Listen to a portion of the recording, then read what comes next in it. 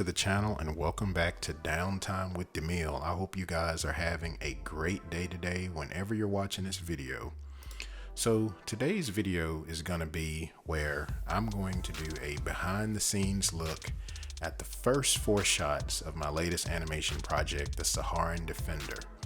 And so I'm going to just take a deep dive into some of the thoughts and some of the things that I encountered, the challenges that I encountered with this, and just share it with you guys and talk about it.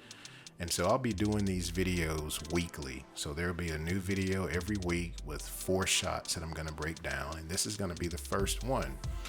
But as I always say, if this is your first time visiting the channel, if you like the content that I produce, consider hitting that like button. Likes really help the channel out in a big way. Also hit that subscribe, hit that notification bell. You'll be notified every time a new video goes live up on the channel. So what we're going to do first is watch the piece in its entirety, the Saharan Defender, and then I'll give my thoughts. Here we go.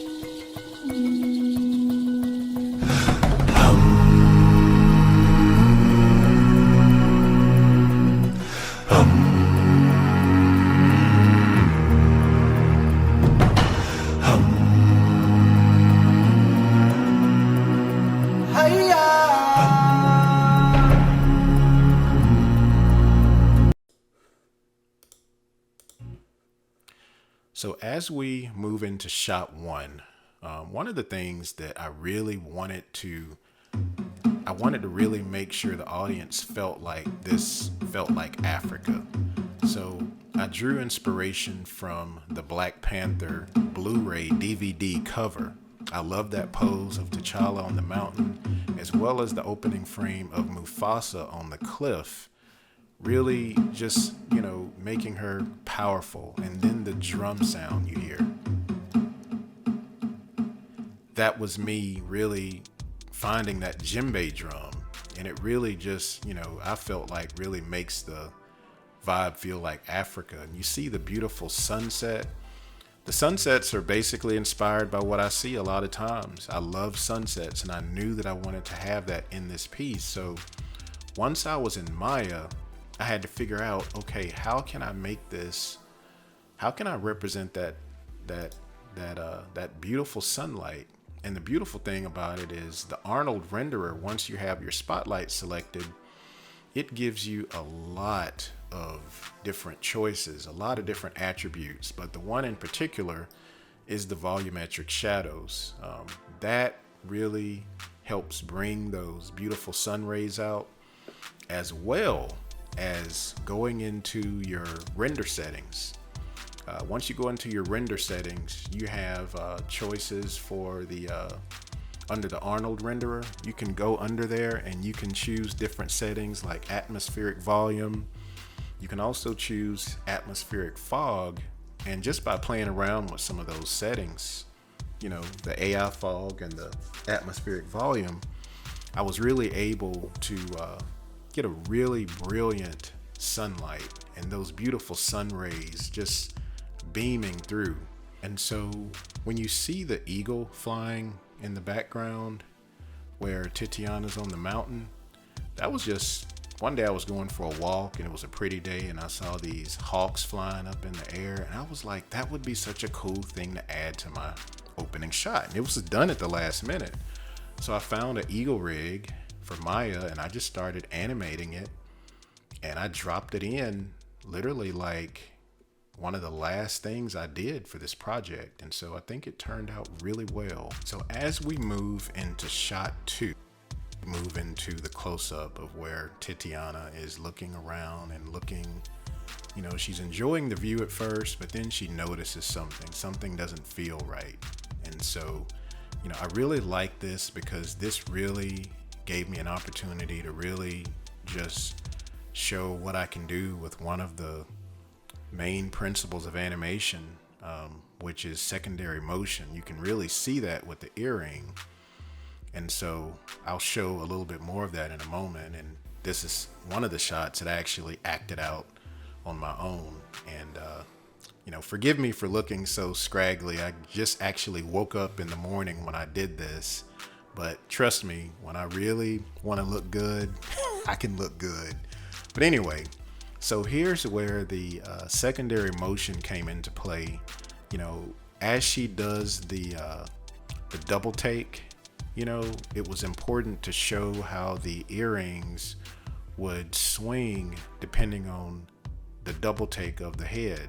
You know, the head kind of jumps, you know, it looks for a moment and then comes back and then comes back around. And so I really wanted to show the earrings responding to the head swing. And that actually took a lot of time. That was something that had to be keyed by hand.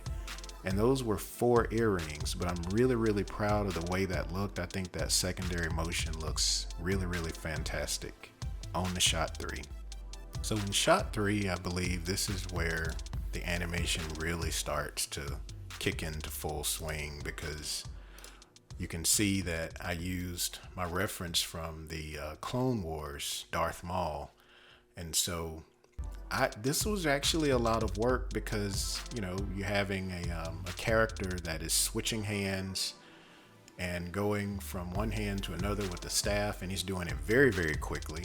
And you have to make it look believable. And one of the other challenges with this particular project, and really, it was really more so this particular character, there were a lot of controls, as you can see in the video here, particularly around the midsection. And while I don't mind a challenge, this was challenging because I felt like there were controls where you didn't really have to have them to achieve a very believable result.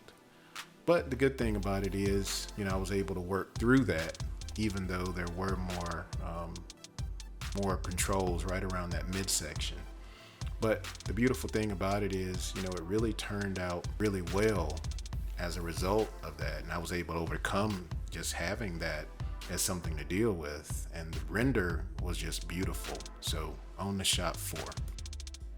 And as I move into the final shot of this behind the scenes look, you can see that my reference that I was using was from Street Fighter, Chun-Li. And some of the challenges with using that reference was that Chun-Li did not have swords at all. She was just using her hands, and Titiana has swords, so I had to compensate for making wider swings with that.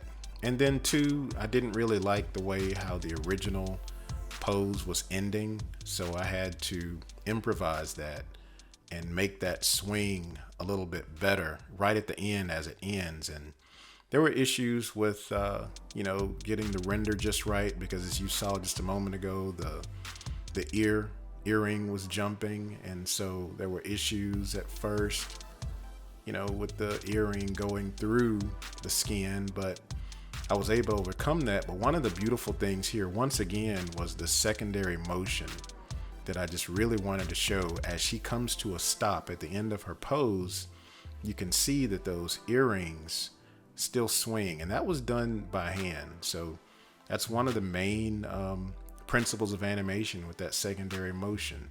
So look, this is going to wrap up this video. I hope you guys enjoyed it. Stay tuned for next week. Next week, we'll focus on shots 5 through 9 of the behind the scenes look. So stay tuned for that. And as I end all of my videos, I always say, if you can see this video, you are truly blessed. Don't forget to hit that like on the way out. And as always, what are you gonna do in your downtime? Peace. Subscribe.